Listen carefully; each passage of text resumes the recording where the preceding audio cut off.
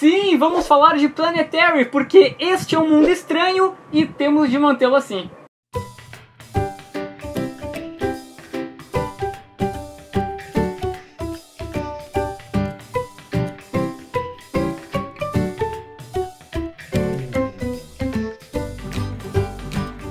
Bom, esse é o PUP, o primeira e última página. Na primeira parte a gente tem informações e impressões sobre a HQ, e na segunda parte nós temos os spoilers. Mas tem um detalhe, na segunda parte eu vou me focar basicamente, cara, em falar sobre as referências de Planetary. A ideia é que esse vídeo seja um guia de referências, eu fiz toda uma pesquisa e tudo mais. Um outro detalhe é que esse guia de Planetary, ele segue a ordem da própria revista de edição por edição. Eu peguei cada uma das edições e falei individualmente. Então, por exemplo, se tu só leu até a edição 7 de Planetary, tu pode ver tranquilamente até a parte da edição 7, tá? Então eu não vou adiantar nenhum spoiler. Bom, começando pelo básico, o que diabos é Planetary? É uma série que saiu pelo selo Wildstorm em 1988, é escrita pelo Warren Ellis e desenhada pelo John Cassaday. Ela teve 27 edições e a Panini vai lançar em 4 encadernados. E possivelmente vai sair um 5º volume só com os crossovers. Né, Panini? E o que o Warren Ellis tentou fazer? Ele tentou condensar toda a história das histórias em quadrinhos e da cultura pop em geral numa trama só. Então é uma baita premissa. Cada edição de Planetary vai fazer referência a alguma coisa, seja cinema, quadrinhos. Vocês vão ver que Planetary, ele tem uma narrativa muito moderna. É o estilo do Warren Ellis. Ele é bem direto, não tem enrolação. As coisas acontecem relativamente rápido. E os diálogos que tem são bem dinâmicos. Inclusive, tem páginas que nem diálogos tem. Simplesmente tu interpreta a imagem, sabe? Não tem diálogos desnecessários. E cara, é uma série magistralmente desenhada pelo John Cassaday. Ele chegou a receber 3 Eisners por Planetary. É o trabalho que eu mais gosto dele. Tá, velho, mas até agora tu não disse o que é a Planetary. Planetary é uma organização misteriosa. Não se sabe há quanto tempo ela existe. E ela é financiada por um sujeito chamado de Quarto Homem. E tem 3 agentes de campo. Seriam o Elijah Snow, a Jaquita Wagner e o baterista. Eu não vou dizer a habilidade de cada um deles, tá? Eu vou deixar que você, amigo, descubra. Dá pra definir os 3 como arqueólogos do desconhecido. Sempre que tem algum caso bizarro acontecendo, o Planetary vai lá investigar. Desde uma ilha cheia de monstros gigantes até o fantasma de um oriental que busca vingança. Embora logicamente a gente saiba que fantasmas não existem, né?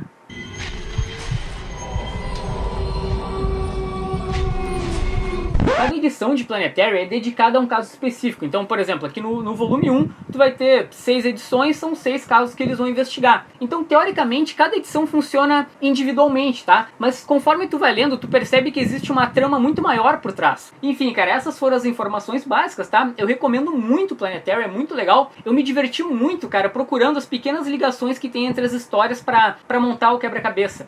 E mesmo que tu não pegue todas as referências por trás da história, eu acho que dá pra aproveitar a série bastante. Teve coisas aqui que eu não peguei de primeiro, eu tive que pesquisar depois. Mas também tem referências assim, bem óbvias, referências à Liga da Justiça, a personagens da Marvel. Enfim, vamos de uma vez para a última página.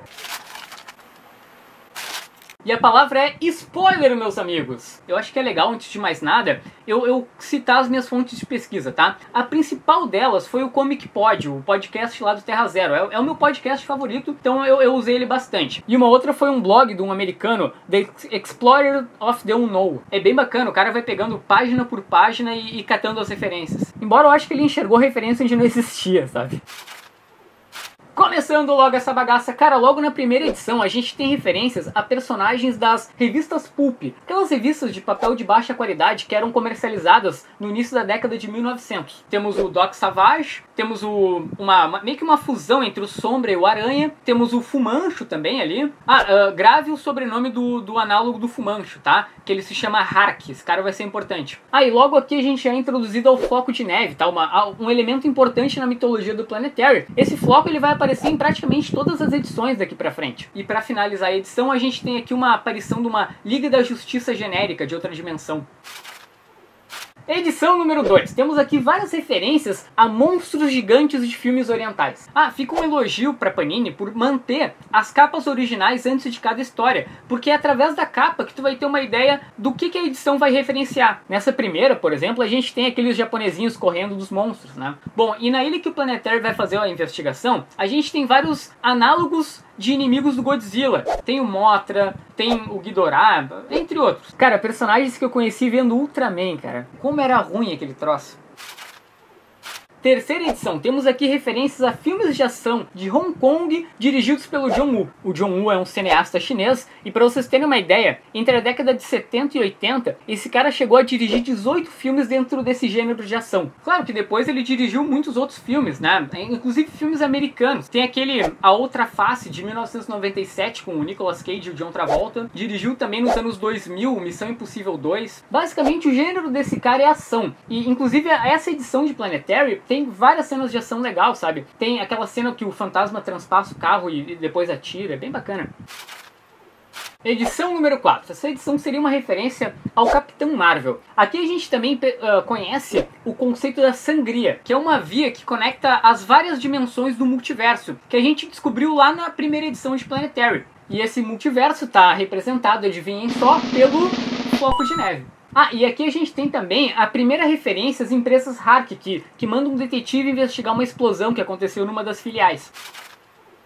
Edição número 5. Cara, a capa da edição número 5 é uma referência a uma capa do Doc Savage, que é um dos personagens Pulp, que apareceu um análogo lá na edição número 1 de Planetary. E essa própria edição é uma recriação das revistas Pulp, tanto que tem páginas só com quadrinhos convencionais, como também tem páginas que tem uma cor que emula a textura das páginas das revistas Pulp, que tinham como característica ter baixa qualidade. Essas revistas geralmente tratavam de ficção científica ou fantasia. Inclusive, para quem não sabe, os nossos amados super-heróis, eles são considerados derivados dessas revistas Pulp. Essa edição também faz referência ao Authority, que é um outro grupo de super-heróis desse universo. Cara, inclusive, leia Authority, tá? É demais. Pensa numa versão dos Supremos que mata os caras maus sem piedade. E o Snow também fala pro Dr. Brass sobre uma amiga deles em comum, que seria a Jane Sparks, que é a fundadora e membro do Authority. Então aqui a gente já começa a situar a Planetary no universo Wildstorm. Ah, e a gente também acaba sabendo mais sobre o Hark, o análogo do fumante. Viu? Eu disse que esse cara ia ser importante. A gente descobre que ele teve uma filha, Anna Hark, e que ela usou o dinheiro do pai para criar a corporação Hark. Edição 6, meus amigos, temos aqui uma clara referência ao Quarteto Fantástico da Marvel. No caso, a gente tem uma versão badass deles, que vão ser os antagonistas do Planetary. Essa edição é interessante porque ela brinca com a corrida espacial. Inclusive, o Ellis usou aqui personagens que realmente existiram. Por exemplo, o Werner von Braun, ele realmente foi filiado ao partido nazista, e no final da Segunda Guerra Mundial, os americanos contrataram ele para desenvolver foguetes. Ah, e aqui a gente também vê que a ilha lá da edição número 2, ela realmente estava sendo monitorada pelos 4. A parte mais importante dessa edição é quando o John Storm genérico fala pro Snow que tem uma lacuna na memória dele e que o Planetary não tá contando tudo que sabe. Ah, e mais uma vez, o floco de neve. Vamos ao preview de Planetary. Cara, uma edição curta, tá? Que faz referência ao Incrível Hulk. Inclusive é legal de ver que o nome do personagem é David Payne, e na verdade é uma referência ao David Banner, que é o nome do Incrível Hulk na série de TV clássica. Edição 7. Cara, essa edição é um show de personagens da Vertigo. A gente tem o Homem-Animal, tem o Sandman e a Morte, uma referência à edição número 8 de Sandman, tem o Monstro do Pântano, tem o Constantine, tem até o Spider Jerusalém, pra vocês terem uma ideia. Ela basicamente é uma edição que faz referência à invasão britânica que aconteceu nos anos 80. Caras como Neil Gaiman, Alan Moore, o próprio Grant Morrison, entre outros, chegaram no mercado americano de quadrinhos com histórias mais adultas. Cara, aqui é engraçado que o Ellis faz uma coisa bem egocêntrica, sabe? Ele pega o Constantine e faz ele virar o Spider Jerusalém, que é um personagem dele de Transmetropolitan. Nisso, o personagem diz que é hora de esquecer os anos 80 e seguir adiante. Ou seja, seguir adiante e ler Transmetropolitan, que é dele. Edição número 8 e os filmes B dos anos 50. Cara, é que a partir dos anos 50, os estúdios de cinema, eles começaram a se focar em fazer filmes de baixo orçamento e com temas bem fantasiosos. Os filmes eram o mais apelativo possível, sabe? E é com isso que essa edição brinca. A gente tem até a referência às formigas gigantes. Bom, aqui a gente conhece a Cidade Zero, e adivinhem quem passou por aqui? O Reed Richards genérico, junto com quem? Com a Anna Hark, né, cara? É claro. Embora ela estivesse incomodada por estar ali por algum motivo obscuro. Bom, pra fechar, né, cara, aparece na cabeça de um paciente o floco de neve.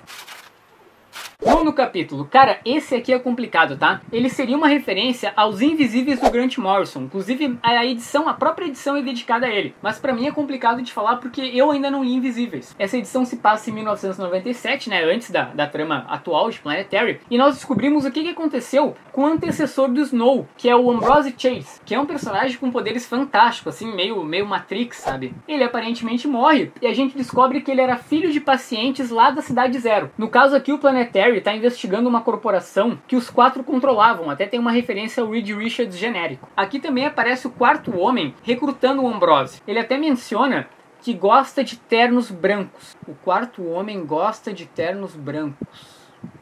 Ah, e alguém do mundo ficcional voltou junto com a nave, né, que é explorada na edição. Eu não sei se isso vai ser explorado lá na frente. Quando eu não peguei a referência, né. Edição número 10, cara, uma referência violenta à Liga da Justiça. Aparece o bracelete da Mulher Maravilha, a capa do Super-Homem e o anel que seria do Abin Sur, né, o Lanterna Verde. E mais uma vez os quatro aparecem e a revista termina com o Snow dizendo que precisa falar com um cara chamado John Stone. Edição 11. Cara, isso aqui seria uma referência aos filmes de espionagem e ao Nick Fury, que seria o tal do John Stone, né? É um análogo do Nick Fury. Ele é um agente do Stormwatch que agora trabalha para Anna Hark. Aqui é explorada basicamente a perda de memória do Snow. A gente descobre que foram os quatro que tiraram a memória dele. E durante uma conversa com o John Stone, ele acaba se lembrando de várias coisas. Entre tudo, quem diabos é o quarto homem? Ah, e aqui é mencionado pela primeira vez o Guia Planetary. 12ª edição, o fim aqui do volume 2.